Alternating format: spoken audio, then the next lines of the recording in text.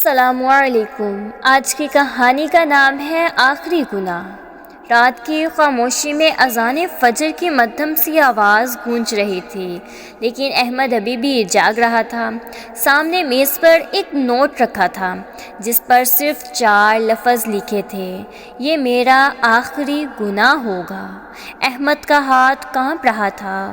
وہ کئی راتوں سے ایک فیصلہ کرنے میں ناکام تھا، ایسا فیصلہ جو اس کے ایمان، اس کی روح اور اس کی زندگی سب کچھ بدل دینے والا تھا۔ احمد ایک عام انسان تھا۔ وہ کبھی مدرسے کا طالب علم رہا تھا۔ قرآن کی تلاوت اس کی زبان سے ایسے بہتی تھی جیسے ندی میں پانی، لیکن پھر زندگی نے ایک موڑ لیا۔ اس کے والد کا انتقال ہو گیا، ماں کا علاج، چھوٹے بہن بھائیوں کی فیسیں، غربت نے اسے زمین سے جکڑ لیا ہو جیسے، اور مجبوری نے اسے حلال سے ہٹا کر حرام کی طرف دھکیل دیا۔ پہلے چھوٹے کام، پھر رقم کے لین دین، اور پھر حرام کمائی۔ وہ خود سے نفرت کرتا، مگر ہر بار کہتا یہ میرا آخری گناہ ہے۔ ایک دن ایک بوڑھا شخص اس کے دفتر میں آیا، چہرے پر جھریاں، ہاتھ کانپتے ہوئے۔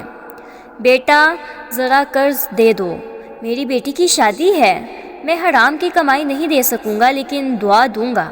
احمد نے طنزیہ انداز میں کہا، دعا سے فیس نہیں بھرتی بابا، جاؤ کہیں اور سے لے لو۔ بوڑھا شخص خاموشی سے چلا گیا، لیکن جاتے جاتے بولا، بیٹا کبھی ایسا وقت نہ آئے کہ تم کسی کے آنسو پر اپنی کمائی گواؤ۔ احمد نے ہنسی میں ٹال دیا، مگر اس کے دل میں کچھ چبھ گیا۔ رات کو وہی چہرہ اس کے خواب میں آیا، اگر تو رک گیا تو اللہ تجھے معاف کر دے گا۔ احمد اگلے دن مسجد گیا، مولوی صاحب سے کہا، میں اپنے گناہوں سے توبہ کرنا چاہتا ہوں، مگر ایک آخری وعدہ پورا کرنا باقی ہے۔ مولوی صاحب نے پوچھا، کون سا وعدہ بیٹا؟ احمد نے دھیرے سے کہا، میں نے ایک شخص سے حرام کی رقم لی ہے، اگر آج واپس نہ کی تو وہ گھر ضبط کر لے گا، میری ماں اور بہن سڑک پر آ جائیں گی، اور اگر واپس کروں تو مجھے گناہ کے پیسے استعمال کرنے ہوں گے، کیا میں وہ آخری گناہ کر سکتا ہوں؟ مولوی صاحب خاموش رہے، پھر آہستہ سے بولے، کبھی کبھی گناہ سے بچنے کا راستہ گناہ کے اندر سے ہی نکلتا ہے، لیکن نیت پاک ہو تو اللہ راستہ خود بنا دیتا ہے۔ اس رات احمد نے وہی پیسے نکالے جو اس نے حرام سے کمائے تھے، دل میں کانپتا ہوا خوف، ہونٹوں پر ایک دعا، یا اللہ اگر یہ میرا آخری گناہ ہے تو مجھے معاف کر، میں وعدہ کرتا ہوں یہ رقم کبھی اپنے لیے استعمال نہیں کروں گا۔ اس نے وہ سارا پیسہ ایک سفید لفافے میں رکھا اور اس شخص کے گھر کے دروازے پر رکھ دیا جسے اس نے قرض دیا تھا، ساتھ ایک نوٹ، یہ تمہارا حق ہے، میں حرام نہیں لوں گا، صرف دعا چاہیے۔ اسی رات احمد گھر لوٹنے لگا، سڑک پار کر رہا تھا، ایک تیز گاڑی اس کو آگے ٹکرا گئی۔ جب آنکھ کھلی تو ہسپتال کی سفید چھت اس کے سامنے تھی، ماں کے آنسو، بہن کی سسکیاں اور اس کی سانسیں اٹکی ہوئی۔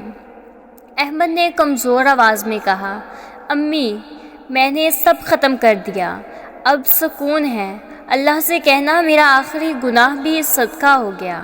اور اس نے مسکراتے ہوئے آنکھیں بند کر لیں۔ 2 دن بعد وہی بوڑھا شخص آیا، ہسپتال کے باہر کھڑا تھا، ہاتھ میں سفید لفافہ، وہی لفافہ جس پر احمد کا نوٹ لگا تھا۔ بوڑھا بولا، بیٹا احمد کے نام سے ایک امانت آئی تھی، میں نے وہ رقم یتیم خانے کو دے دی ہے، شاید یہی اس کا کفارہ تھا۔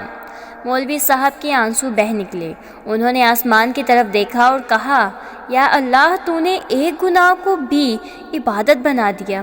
لوگ آج بھی کہتے ہیں کہ بعض راتیں ایسی ہوتی ہیں جب انسان اپنے سب گناہوں سے تھک کر بس ایک سجدے میں گر جاتا ہے اور وہی لمحہ اس کی نجات بن جاتا ہے۔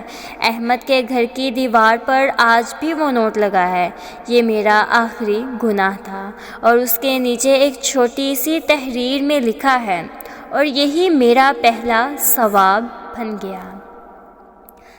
اگر آپ کو یہ میری کہانی آج کی اچھی لگی ہے تو کمنٹ کیجئے اور پیورلی رائٹس کو سبسکرائب کرنا مت بھولیے، کیونکہ یہاں ہر کہانی دل سے لکھی جاتی ہے اور آپ جیسے سننے والے اسے خاص بنا دیتے ہیں۔